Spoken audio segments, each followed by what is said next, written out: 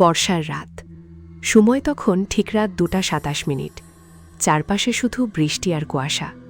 হঠাৎ নদীর মাঝখান থেকে ভেসে আসে একটা মেয়ের কান্নার শব্দ, বাঁচাও। কিন্তু ভয়ঙ্কর ব্যাপারটা হলো, ওই নদীতে আজ থেকে প্রায় 14 বছর ধরে কোনো নৌকা চলে না। কারণ গ্রামের সবাই জানে ওই নদীতে মাঝরাতে যে কাঁদে সে মানুষ না। আর সেই রাতেই হারিয়ে যায় কালীপুর গ্রামের 3 জন মানুষ। কেউ তাদের লাশ পায়নি, কেউ তাদের চিৎকারও শোনেনি। শুধু নদীর পাড়ের কাদার ওপর পাওয়া গিয়েছিল ভেজা পায়ের ছাপ, যেগুলো মানুষের ছিল না।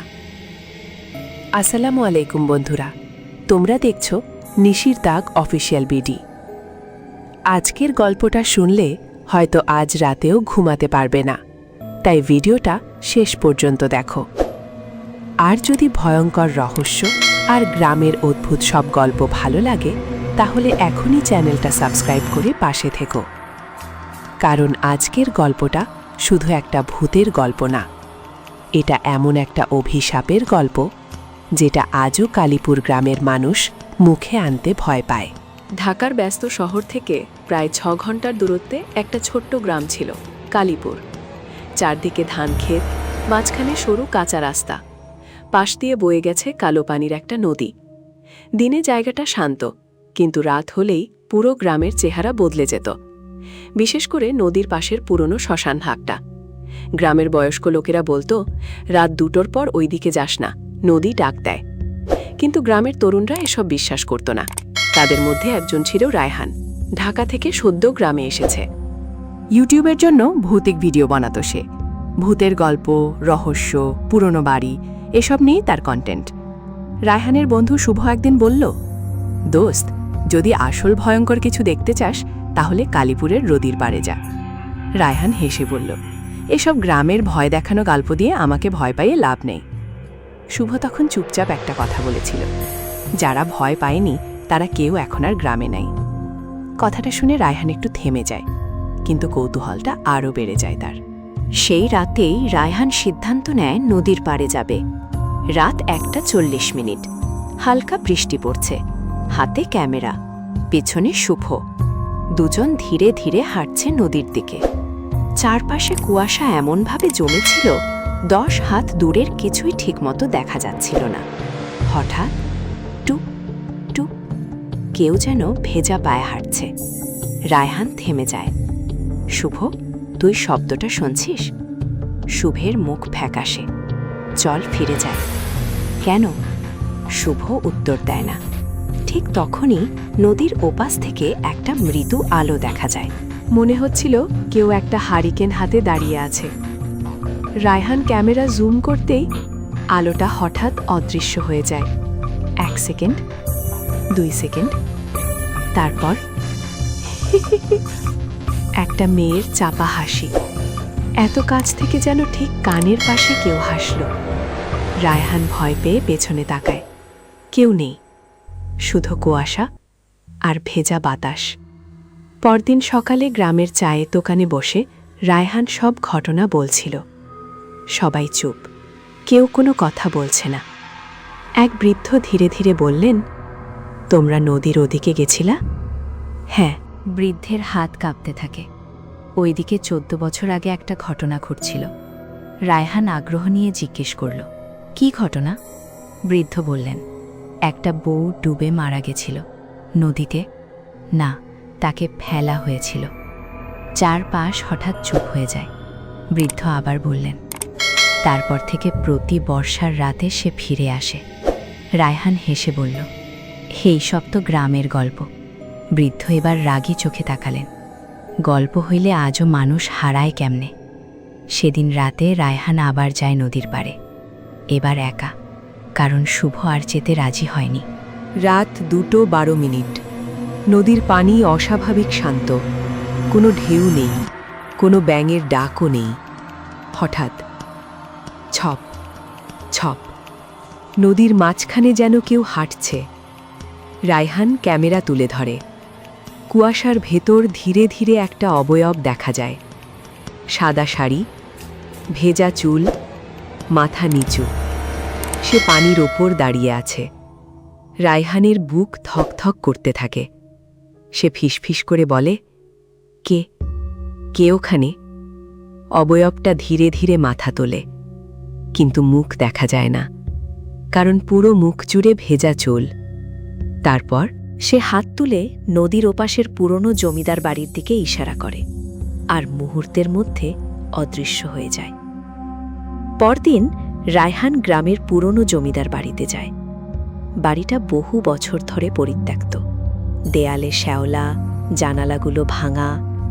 ভেতরে ঢুকতেই একটা অদ্ভুত গন্ধ, মনে হচ্ছিল পুরনো ভেজা কাপড় আর ধূপের মিশ্রণ।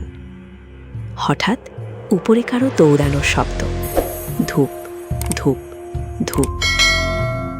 রায়হান টর্চ চালিয়ে সিঁড়ি বেয়ে উপরে ওঠে, কিন্তু উপরে গিয়ে দেখে পুরো ফাঁকা, শুধু একটা ঘরের দরজা অল্প খোলা।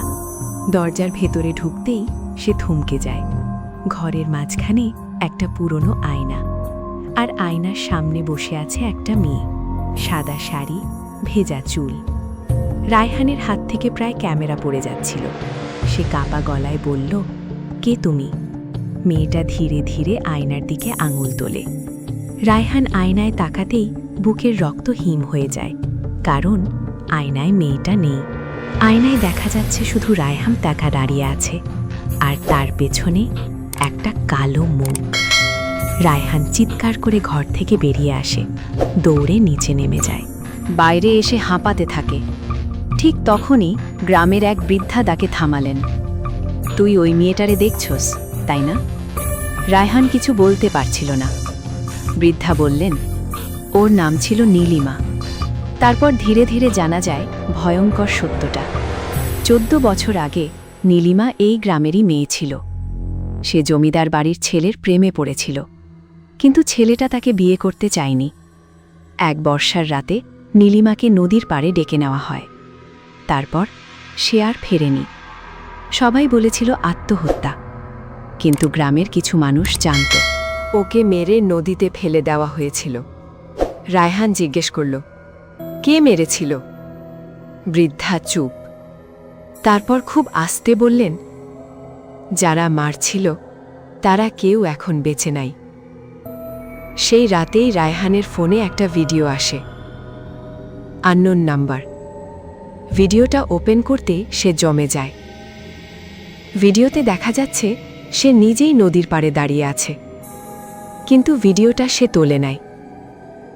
আর ভিডিওর শেষে ক্যামেরার একদম পেছনে দাঁড়িয়েছিল ভেজা চুলের সেই মেয়েটা। ঠিক তখনই ফোনে কল আসে, অপরিচিত নাম্বার। রায়হান রিসিভ করতে শুধু একটা শব্দ, ফিরে যা। তারপর কান্না, ভেজা, ঠান্ডা, কাঁপানো কান্না। এরপর থেকে অদ্ভুত ঘটনা শুরু হয়। রাতে ঘুমালে রায়হান শুনতে পেত কেউ তার দরজার বাইরে হাঁটছে, ছপ ছপ, যেন ভেজা পায়। কখনো জানালার বাইরে ভেজা চুল দেখা যেত, কখনো আয়নায় অন্য কারো ছায়া। এক রাতে সে ঘুম থেকে উঠে দেখে তার ঘরের মেঝে ভেজা, কিন্তু বাইরে তখন বৃষ্টি ছিল না, আর মেঝের ওপর স্পষ্ট পায়ের ছাপ, যেগুলো সোজা গিয়ে থেমেছে তার বিছানার পাশে। সেদিন প্রথমবার রায়হান সত্যি ভয় পায়। পরদিন শুভ এসে বলল, দোস্ত, তুই এখনই গ্রাম ছাড়। কেন? শুভ কাপা গলায় বলল, কারণ তুই যারে দেখছস সে মানুষ খুঁজতেছে না। তাহলে? সে কাউরে খুঁজতেছে যে সত্যিটা জানে। রায়হান অবাক হয়ে তাকায়। শুভ চোখ নামিয়ে ফিসফিস করে বলল, নীলিমারে যেদিন মারা হয়েছিল আমি ওই রাতে সেখানে ছিলাম। রায়হান স্তব্ধ। কি বলছিস তুই? শুভ কাঁদতে কাঁদতে বলল, আমি ছোট ছিলাম, কিন্তু আমি দেখছিলাম কারা ওরে নদীতে ফালাইছিল। তাহলে তুই কাউরে বললি না কেন? কারণ যারা করছিল তারা আমার আপন মানুষ ছিল। রায়হানের গা শিউরে ওঠে। সেই রাতেই দুজন সিদ্ধান্ত নেয় সব সত্য প্রকাশ করবে। তারা আবার যায় নদীর পাড়ে। রাত ঠিক 3টে। চারদিকে অস্বাভাবিক নীরবতা। হঠাৎ নদীর পানি নিজে নিজে কাঁপতে শুরু করে। কুয়াশার ভেতর ধীরে ধীরে বেরিয়ে আসে নীলিমা। এবার তার মুখ দেখা যাচ্ছিল, ফ্যাকাশে, নিস্তেজ, কিন্তু চোখ দুটো অস্বাভাবিক কালো। সে ধীরে ধীরে শুভর দিকে তাকায়, তারপর হাত তুলে নদীর মাঝখানে ইশারা করে। হঠাৎ শুভ চিৎকার করে ওঠে, ওইখানে ওইখানে লাশ আছিল। মুহূর্তের মধ্যে নদীর পানি ঘুরতে শুরু করে, আর পানির নিচ থেকে ভেসে ওঠে একটা মরিচা ধরা লোহার বাক্স। রায়হান আর শুভ মিলে বাক্সটা টেনে তোলে। ভেতরে ছিল পুরনো শাড়ি, একটা হার আর কয়েকটা মানুষের ছবি। ছবিগুলোর একটাতে শুভর বাবাও ছিল। শুভ কাঁপতে থাকে, কারণ সে বুঝে যায় নীলিমাকে মারার সাথে তার বাবাও জড়িত ছিল।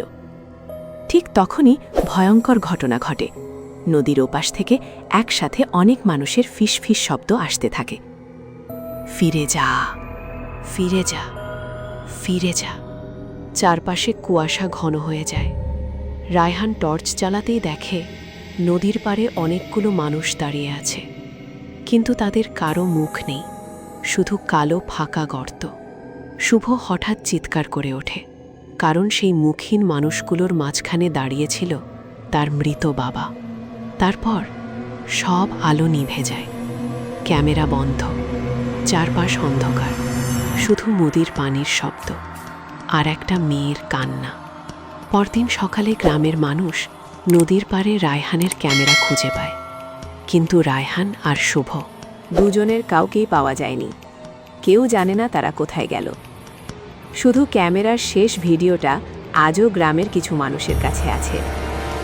ভিডিওর শেষ 10 সেকেন্ডে দেখা যায় রায়হান ক্যামেরা নিয়ে দৌড়াচ্ছে। তারপর হঠাৎ সে থেমে যায়, কারণ সামনে দাঁড়িয়েছিল নীলিমা। সে ধীরে ধীরে ক্যামেরার কাছে আসে, আর একদম শেষ মুহূর্তে সে ফিসফিস করে একটা কথা বলেছিল, এখনো একজন বাকি আছে। ভিডিওটা এখানেই শেষ। কিন্তু ভয়ঙ্কর ব্যাপারটা হলো, এর ঠিক 3 দিন পর গ্রামের সেই বৃদ্ধ লোকটাও নিখোঁজ হয়ে যায়, যে প্রথম নীলিমার গল্প বলেছিল। আর আজও বর্ষার রাতে কালীপুরের নদীর পাশ দিয়ে গেলে মানুষ নাকি শুনতে পায় ভেজা পায়ের শব্দ আর একটা মেয়ের কাঁদা গলা। সত্যিটা বল। যদি গল্পটা ভালো লেগে থাকে তাহলে এখনই নিশির ডাক অফিসিয়াল বিডি চ্যানেলটা সাবস্ক্রাইব করে পাশে থেকো, কারণ সামনে আরও ভয়ঙ্কর সব সত্যি আর অন্ধকার গল্প আসছে।